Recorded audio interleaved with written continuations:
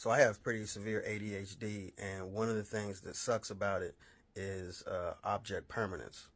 Like when I was growing up, my mom didn't have an electric stove or a gas stove specifically because she was afraid I was going to burn the house down, which she should have been. She should have been afraid. Object permanence is basically just like out of sight, out of mind, but on crack.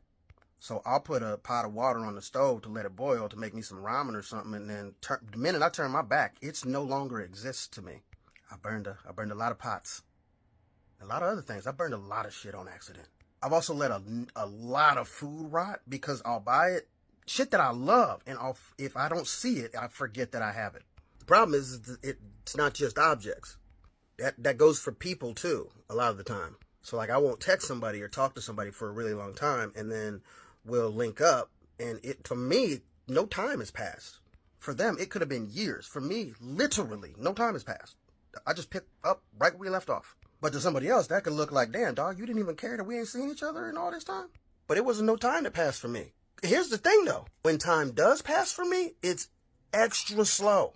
So the opposite is also true. If I like really fuck with you and I'm like emotionally attached to you, and we don't talk or see each other for 20 minutes, it can seem like 9 years.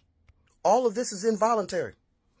Doesn't matter who it is. It's like your brain's just playing whack-a-mole, but it's not even asking you about what the whack, though. This also causes a problem, object permanence, as I was saying, with events. Like, I don't get the same joy from finishing a thing as I do from doing a thing that I want to do. Like, for me personally, I feel the most like a comedian when I'm on stage. When I get off stage, I don't feel like a comedian anymore until I get back on stage. Like, for me, the goal is to do the thing, not to finish the thing.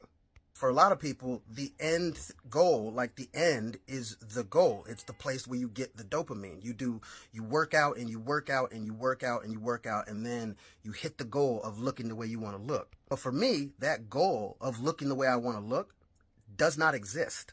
A lot of people think that it's a problem with motivation with people with ADHD, but the problem isn't the motivation. It's that when you talk about motivation, you are talking about being motivated to do something because there's a goal that you are trying to achieve. Well, how do you be motivated for something when there is no goal?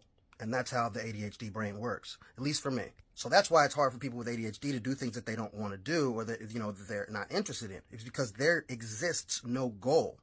It's also why we can do something to 80% and then just stop doing it. It's because the goal was not to finish the thing. The goal was to do the thing, and that's where we get the dopamine. These are hard concepts to grasp, even though I have ADHD. So I can imagine how hard they would be to grasp by somebody who doesn't have ADHD, since ADHD isn't something that you can physically see. If I had a broken leg and I was struggling to get up some steps, you would just notice why I was struggling to get up the steps. You wouldn't be like, fucking move. You know what I mean? Like you might be. I would. I'm impatient. But your brain would make the connection of what's happening, why I'm struggling. But with ADHD, you can't see the struggle. And since the human brain has to make sense out of things, your initial thought is probably going to be, that person is inept. They're not good. They can't do this thing. They're stupid. They're doing it on purpose. Which does not make you a bad person. It just makes you human. We all do that. We all make assumptions. It's a biological necessity. And then people get mad and, it causes problems and stuff because we internalize it all because we're told, oh, you're doing it wrong, but I don't know how else to do it. It's like I have bad eyes. You know what I mean? It's like somebody just telling me to see better. I'm just like, I can't. I don't know. I can't just see better. And then they just like, well, see, that's because you don't really want it. What the fuck? I have over the years come up with some fixes for that. You see, I have glass tubs.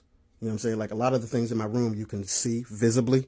So I don't lose track of shit. I also do meal plans. Like I'm on a little meal plan where they send me like pre-made meals because I'll forget to eat. I'll forget to eat until it's been 18 hours since I ate, and then I'm starving and I don't want to wait, so I'll just order terrible shit because it's easy. One of the funny things about object permanence is like something like this. Say I put this down. I put it down right there. Now, I turn my head, I will remember that it was right there. But if somebody moves this and literally just does that, I won't see it. My vision won't pick it up because it's looking for the snapshot that I took of it when I put it down. Exactly like that. I can see that snapshot perfectly in my head, but that's the only snapshot that it's looking for. So it won't see this. And that is some crazy shit. Having a memory that can take snapshots and videos and remember them in perfect clarity is dope, dude. I can remember every titty I'd never seen. It's so nice, so titties. It do be causing some problems, though. Luckily, I have a great girlfriend that is very understanding and also squiggly brain, so we match. Yeah, you can feel like you always fucking up around people, which will make you isolate, and then that's not good. So yeah, that's just a little bit about object permanence and ADHD and how I deal with it. You're welcome.